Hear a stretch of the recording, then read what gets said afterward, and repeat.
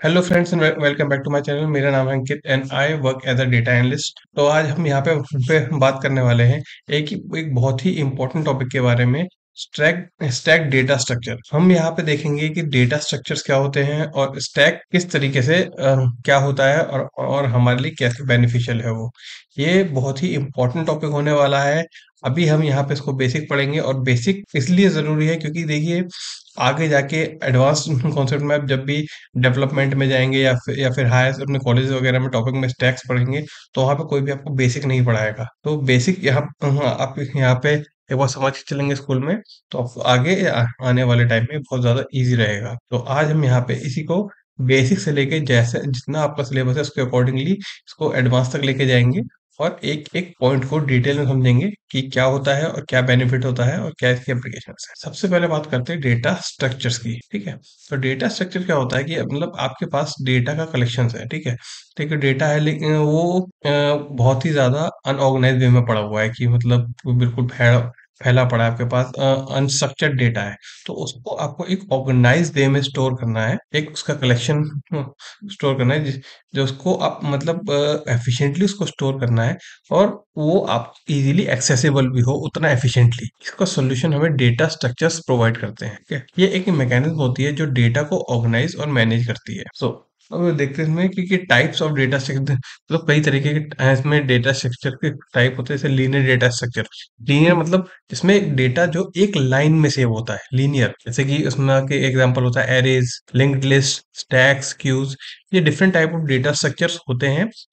और ये प्रोग्रामिंग के पर्सपेक्टिव से बहुत ज़्यादा इंपॉर्टेंट होते हैं क्योंकि देखिए अगर आप प्रोग्रामिंग में जाएंगे तो वहाँ पे एक स्पेसिफिक और बहुत इंपॉर्टेंट टॉपिक होता है DSA, data structure and algorithms.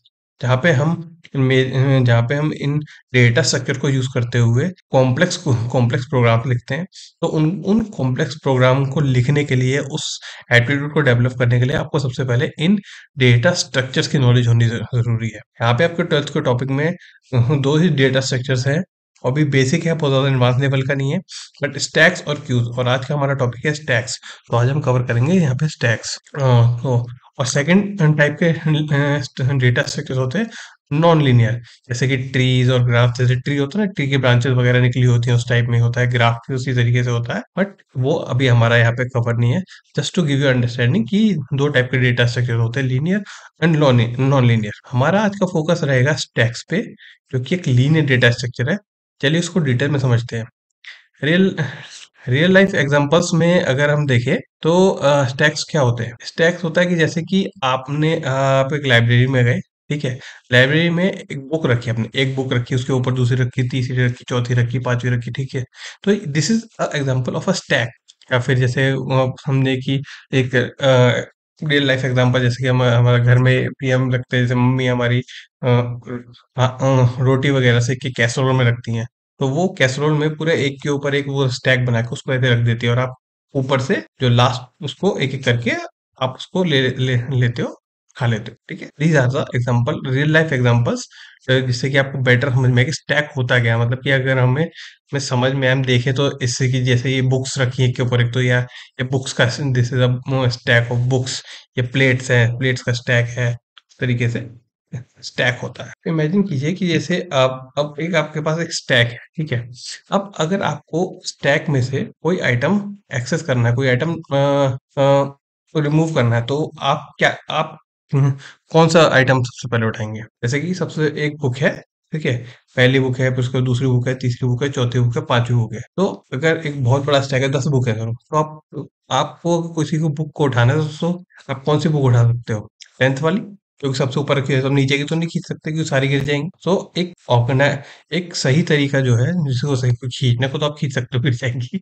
ठीक है, तो सही तरीका होता है सही तो सबसे ऊपर। सो इसको क्या मतलब, जो लास्ट वाली आपने रखी है वो आप हटा सबसे पहले हटाएंगे या फिर सबसे वो ही हटाएंगे। So this is called last in first out, LIFO. जो स्टैक जो होता है उसी प्रिंसिपल पे काम करता है कि जैसे कि आपने कुछ डेटा अरेंज किया या कुछ आइटम्स रखे, एक के ऊपर एक के ऊपर एक, 5 रखे हैं, तो जो फिफ्थ है वो ही एक्सेसिबल होगा और आप उसको सबसे पहले हटाएंगे। तो जो लास्ट में जो आया है वो पहले जाएगा। This is the meaning last in first out, जो लास्ट में आएगा वो सबसे पहले जाएगा, क्योंकि वो स्टैक एक के ऊपर एक दूसरा रखा हुआ है।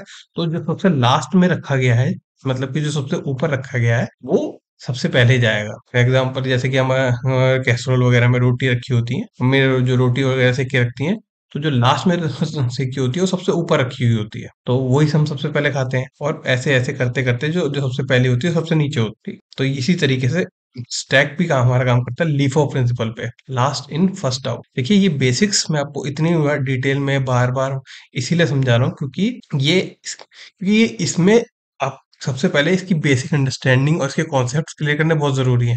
कोडिंग में इसमें कुछ नहीं है, आपके सिलेबस में बहुत ज्यादा कुछ कॉम्प्लेक्स कुछ नहीं है, बहुत ही सिंपल सा, बहुत ही छोटे से प्रोग्राम्स हैं, और ज्यादा कॉम्प्लेक्सिटी है भी नहीं। बट इसके बेसिक्स आपको क्लियर करने, एडवांस के लिए आपको बेसिक्स समझना बहुत ज़रूरी है। कोई आपसे पूछे कि स्टैक्स क्या होते हैं, तो स्टैक्स कैसे आप आइडेंटिफ़ाई करोगे? इसलिए ये सब बेसिक जो उसकी टर्मिनोलॉजी है, लीफो क्या होता है, लास्ट इन फर्स्ट आउट का मतलब क्या होता है, वो इसलिए ये सब समझना बहुत ज़रूरी है। क्योंकि ये सिर्फ़ प्रोग्रामिंग तक ही कोई लिमिटेड नहीं है, रियल लाइफ़ एग्ज़ाम्पल्स जैसे कि हमने लिए ये कि कोई प्लेट है, ऊपर रखी है, तो सबसे पहले वो स्टैक है, उसमें लास्ट इन फर्स्ट आउट। ये स्ट्रक्चर प्रोग्रामिंग में काफ़ी काम आता है। तो स्टैक के बेसिक ऑपरेशन को समझना बहुत ज़्यादा ज़रूरी है। चलिए इसकी टर्मिनोलॉजी पे एक बार नज़र डालते हैं।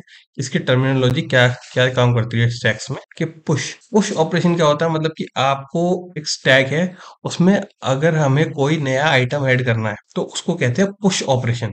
ठीक है, हम कुछ भी नया आइटम, जैसे कि एक स्टैक है, उसके ऊपर 5 आइटम, 5 ऑलरेडी में बुक्स रखी हुई है ऑलरेडी, या 5 प्लेट रखी हुई है, या फिर कैसरोल में 5 रोटी रखी है, तो उसके ऊपर अगर हम एक छठा और रख दें, that is called push. Push means insertion, किसी के अंदर कुछ एक नया आइटम हम ऐड कर रहे हैं, वो एक पुश ऑपरेशन कहलाता है। फिर नेक्स्ट आते हैं पॉप। पॉप मतलब पॉप, जैसे कि हमने लिस्ट भी हमने पढ़ा था पाइथन में, क्योंकि स्टैक्स में भी स्टैक के लिए हम लिस्ट ही यूज करते हैं, जो डेटा टाइप होता है, तो उसमें पॉप। तो अगर हम लिस्ट में पॉप ऑपरेशन परफॉर्म करते हैं तो क्या करता है वो, उसका जो एंड का जो आइटम होता है, एंड में जो भी आइटम होता है, वो उसको रिमूव कर देता है और रिटर्न करता है। तो यहाँ पे भी सेम ही है पॉप का मतलब, कि जो आपका लास्ट का आइटम होगा उसको रिमूव कर दे, दैट मीन्स, क्योंकि जैसे कि हमने भी पढ़ा लास्ट इन फर्स्ट आउट, तो जैसे स्टैक हमारा last in first out operation पे काम करता है, तो इसीलिए हमें स्टैक से जब भी कुछ रिमूव करना होता है तो हम pop operation pop operation perform करते हैं, क्योंकि हमें लास्ट का ही आइटम रिमूव करना है। नेक्स्ट हमारा आता है पीक। पीक का क्या मतलब होता है? पीक मतलब देखना। तो हम इस अब पीक ऑपरेशन का मतलब है, हमें हमें सिर्फ चेक करना है कि सबसे ऊपर वाला, कि पीक हम ऐसे करके ऊपर से देखेंगे तो हमें वही सबसे पहले, सबसे लास्ट का जो आइटम होगा, सिर्फ वही वही दिखेगा, इसीलिए पीक ऑपरेशन। पीक, तो हम पीक से सिर्फ लास्ट वाला जो भी आइटम होगा वो देखेंगे और वो रिटर्न कर देंगे, हाँ ये था लास्ट। जैसे 5 नंबर की बुक थी, या कोई जैसे मल्टीपल बुक रखी हुई है, एक इंग्लिश की रखी हुई है, हिंदी की रखी हुई है, सब, बट सबसे ऊपर रखी है फिजिक्स की। ठीक है, तो अगर हम पीक ऑपरेशन प्लान करेंगे, सॉरी परफॉर्म करेंगे, तो हमें दिखेगा फिजिक्स, क्योंकि सबसे ऊपर फिजिक्स की बुक रखी हुई है। अब इसमें एक टर्मिनोलॉजी और आती है, ओवरफ्लो और अंडरफ्लो। ओवरफ्लो मतलब कि जैसे कि अब फॉर एग्जाम्पल कि जैसे कि एक ग्लास है, ठीक है, आप उसमें पानी भरते जा रहे हैं, भरते जा रहे हैं, भरते जा रहे हैं, बट एक स्टेज आएगी कि जब वो पूरा भर जाएगा। ठीक है, उसके बाद अगर आप उसमें पानी डालेंगे तो वो उसमें अंदर जाएगा नहीं, वो गिर जाएगा बाहर, क्या ओवरफ्लो हो जाएगा। इट मीन ऑल्दो पाइथन में ये कहते हैं ये एप्लीकेबल नहीं है ओवरफ्लो, क्योंकि लिस्ट है, लिस्ट में आप जितने आइटम ऐड करेंगे, आप मल्टीपल, क्योंकि म्यूटेबल डेटा टाइप होता है, तो आप उसमें ऐड कर सकते हैं, अनलेस आपकी कंप्यूटर की मेमोरी ना भर जाए, आप उसमें उतने मल्टीपल आइटम ऐड कर सकते हैं। ठीक है, सो बट इसमें एक टर्मिनोलॉजी आती है कि ओवरफ्लो। कभी कोई पूछ ले आपसे ओवरफ्लो होता क्या है? ओवरफ्लो का मतलब यही होता है, जब आपका स्टैक पूरा फिल हो गया है का, बट और उसके बाद आप उसमें कुछ और आइटम ऐड नहीं कर सकते, जो तो वो एरर देगा ओवरफ्लो की। ऑल्दो ये पाइथन में वर्क नहीं करता है, फिर और आप आगे और मल्टीपल लैंग्वेजेस पढ़ेंगे, सी, जावा वगैरह, तो उन सब में ये वर्क करता होगा। बट अभी हम पाइथन की बात कर रहे हैं, तो पाइथन में ये ओवरफ्लो वर्क नहीं करता है। Next, underflow. अंडरफ्लो का मतलब क्या है, कि वो लिस्ट एम्प्टी है, और आप उसमें से, जैसे कि आपके पास कोई स्टैक है, डेटा स्ट्रक्चर, और आप उसमें से कुछ रिमूव कर रहे हैं, बट वो ऑलरेडी खाली है, तो आप उसमें से कैसे कुछ रिमूव कर सकते हैं? सो उस कंडीशन को हम कहते हैं अंडरफ्लो, क्योंकि वो ऑलरेडी ही खाली है, उसमें कुछ है ही नहीं, जैसे कि उसमें 5 आइटम थे, आपने पहला 5 हटाया, फिर चौथा हटाया, फिर तीसरा हटाया, फिर दूसरा हटाया, फिर पहला हटा दिया, अब वो खाली है। सो दोबारा अगर आप पॉप परफॉर्म करते हैं तो वो आपको एरर देगा। So that is pop, sorry that is underflow. Underflow that means कि list is already empty, so you can not remove any more. फिर इसका एग्जांपल देखते हैं, ये इस ऑपरेशंस के ये किस तरीके से वर्क करते हैं। चलिए अब चलते हैं अपने नोटबुक पे। देखिए इम्प्लीमेंटेशन ऑफ स्टैक। अब यहाँ पे हमने एक ये इन्फिनिटी लूप बनाया, बेसिक ऑपरेशन। अब नेक्स्ट इम्प्लीमेंटेशन कि अभी स्टैक ऑपरेशन में मल्टीपल जो ऑपरेशंस होते हैं वो किस तरीके से काम करते हैं, तो समझने के लिए चलिए हम चलते हैं अपने जुपिटर नोटबुक पे। अब यहाँ पे हम डिफरेंट ऑपरेशंस करते हैं, जैसे पुश, पॉप, पीक, डिस्प्ले। एक और होता है डिस्प्ले। डिस्प्ले क्या करता है, पूरी जो भी हमारा स्टैक होता है, पूरा स्टैक एज इट इज, उसमें जितने आइटम्स होते हैं वो पूरा एक साथ रिटर्न कर देता है। अब हम इसके लिए ये डिफरेंट ऑपरेशन ये कैसे हम करेंगे, उसके लिए हम क्या करते हैं, एक इन्फिनिटी लूप बनाते हैं। वाइल ट्रू, जब तक ये ट्रू होगा तब तक ये लूप वर्क करेगा। इसमें हमने लिया यूजर इनपुट लेंगे, चॉइस यूजर इनपुट हमें न्यूमेरिकल लेना है, तो इसलिए हमने इंट लिया input hello, enter your choice, one for sorry new line, one for push, then again new line, two for pop, then again new line, 3 for peak, then again new line, 4